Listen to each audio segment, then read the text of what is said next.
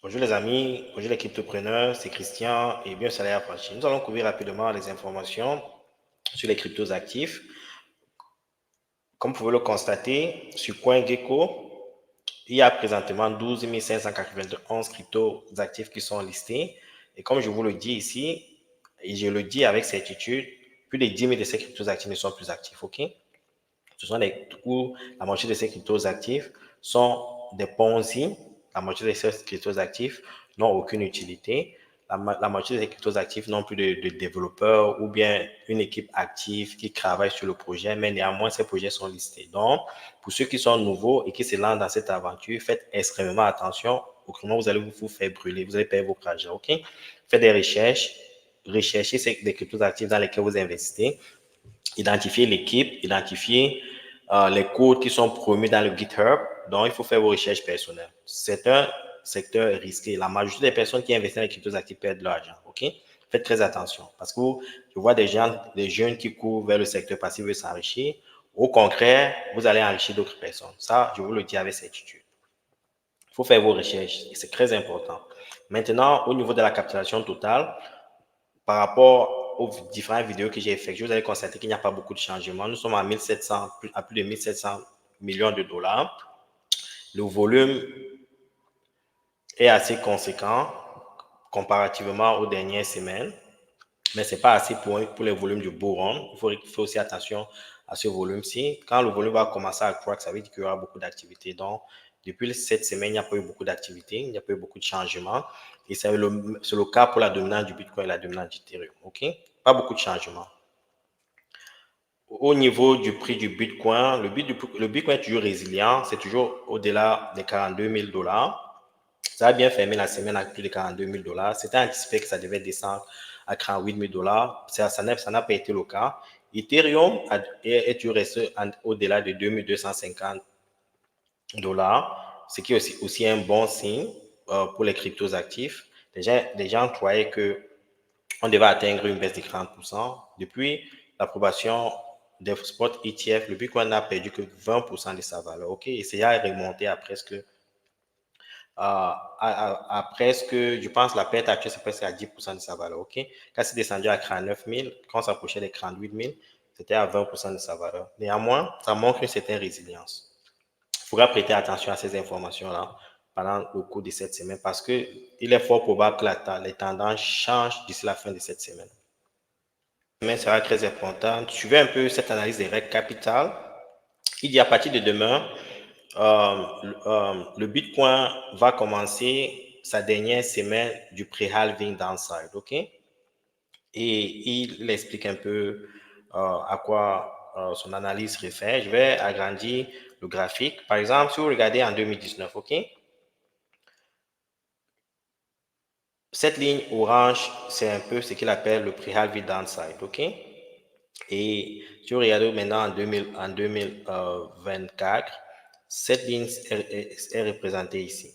Donc, il dit qu'à partir de cette semaine, c'est la dernière semaine du pré-halving downside. Donc, on verra à quel niveau le prix du Bitcoin va se positionner. Et après cela, il est fort probable qu'on se lance vers ce qu'il appelle le pré-halving rally. Donc, c'est pourquoi cette semaine est très importante. OK? Et quel que soit ce qui se passe cette semaine, ce n'est pas important. Ce qui est sûr, c'est que le rallye arrive. OK? C'est pour ça qu'il faut rester sur vos positions. Il faut préparer pour le bull run. Et aussi, je vais partager le lien. Il faut savoir qu'il y aura aussi un pré-halving retrace avec le pré-halving bull run. OK? Donc, il faudra, pour ceux qui créent, faire attention à ces analyses. Si vous voulez prendre du profit, vous positionnez sur, en quelque sorte, les USDT avant de vous relancer, ce que je ne conseille plus. Bon, ce que je ne donne jamais mon opinion par rapport à ça, parce que le holding enrichit plus que le trading. OK? Donc, pour ceux qui aiment trade, ça sera une information très importante pour cette semaine. Et je pense aussi que Plan B apporte la même analyse. Je vais partager une vidéo rapide de Plan B qui apporte la même analyse que Reg Capital. Donc, cette semaine sera très déterminante. Et ce qui est certain, c'est que, les gars, la hausse des prix des cryptos actifs n'est pas lointain. OK? Ça s'approche inéluctablement. Présenter l'analyse des plans B, je voudrais toujours rester avec Reg Capital. Il dit ici que le Bitcoin est sur le point d'invalider sa divergence baissière avec une cassure de sa tendance baissière RSI. OK? Donc, en quelque sorte, comme les gens le disaient dans certaines analyses, ils croyaient que le Bitcoin, en principe, devrait casser les 38 000, arriver vers la somme des 38 000 $ et probablement descendre à 34 000 $. Donc, ça devait valider une perte de 30% par rapport à sa valeur après l'approbation des fonds ITFT de 48 000 $. Donc, cette perte devait représenter 30%. Mais d'après le RSI, et Plan B va un peu confirmer ce RSI-là qui devient de plus en plus fort, le Bitcoin, il est fort pour que le Bitcoin arrive plus à 48 000 $. OK? Certainement pas à 34 000 $ et que la tendance vers la hausse commence à s'annoncer dans les prochaines semaines. Je vais rapidement partager cette vidéo de Plan B. Plan B, le RSI de Bitcoin est assez solide à 62, OK? Et dans sa vidéo, il prédit en quelque sorte que le Bitcoin devrait, avant le halving, atteindre 50 et 60 000 $, OK? Je vais présenter cette vidéo rapidement.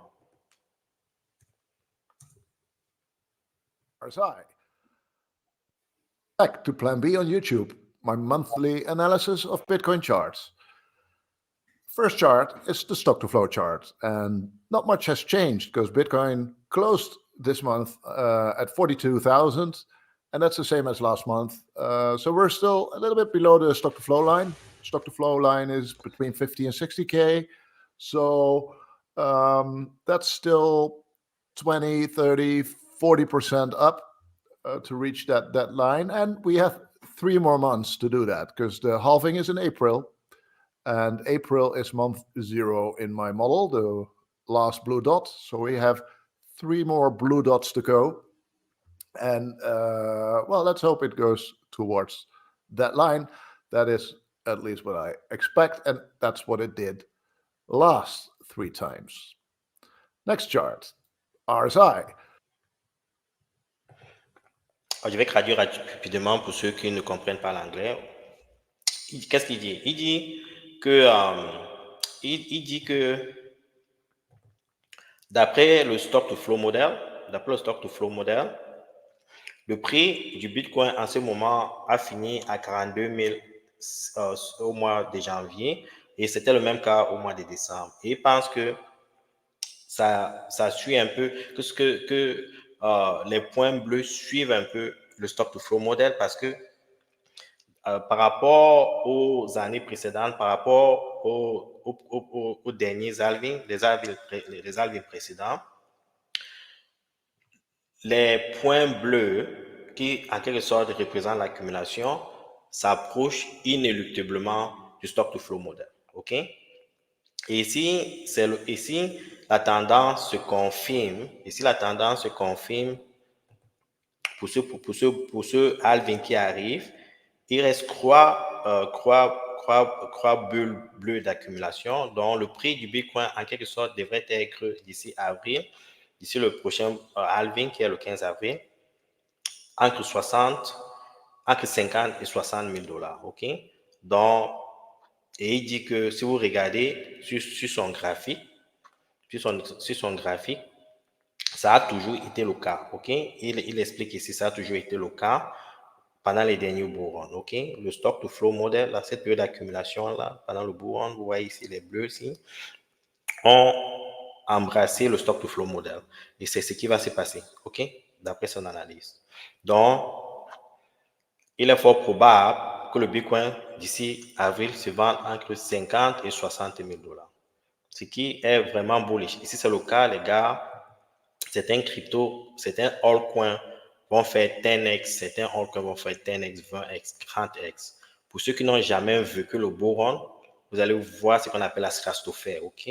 Vous allez voir comment on décolle pour arriver à Uranus. C'est extrêmement rapide.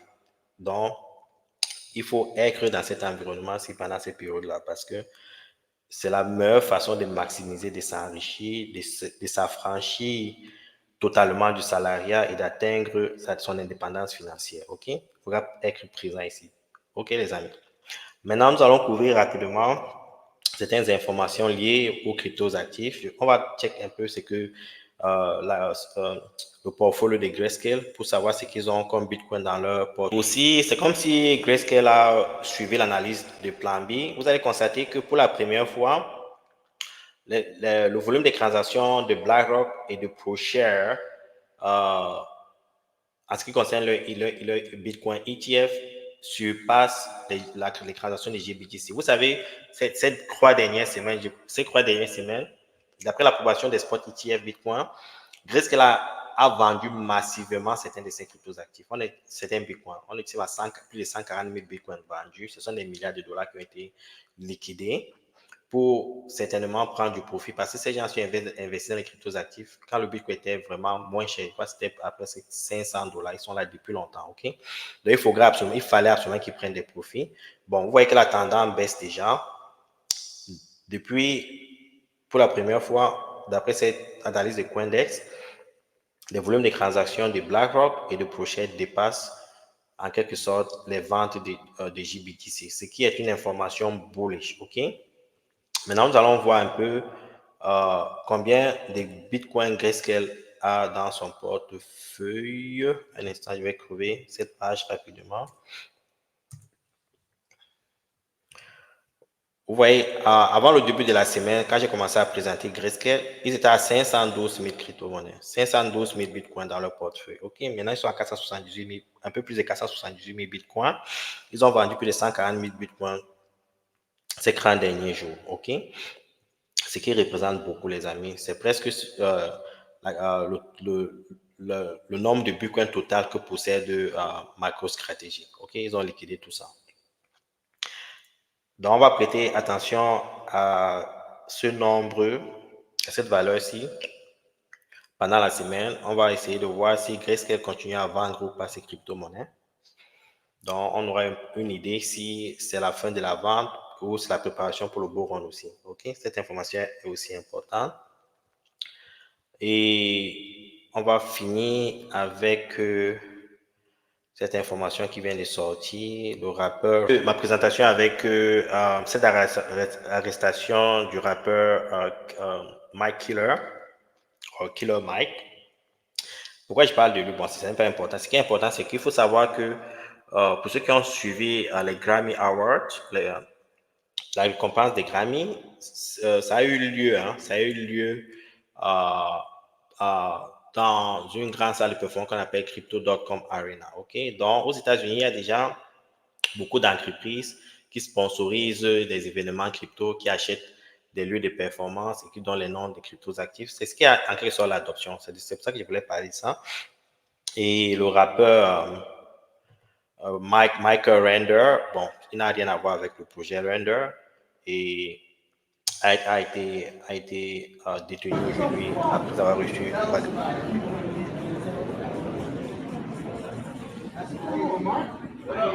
Grammy Awards ont lieu dans une salle qui porte le nom de Crypto.com. Okay? Donc, et en quelque sorte, c'est de plus en plus l'adoption et ce que je voulais partager avec vous aujourd'hui. Si vous avez des questions, vous savez comment me joindre. Je vous souhaite un bon début.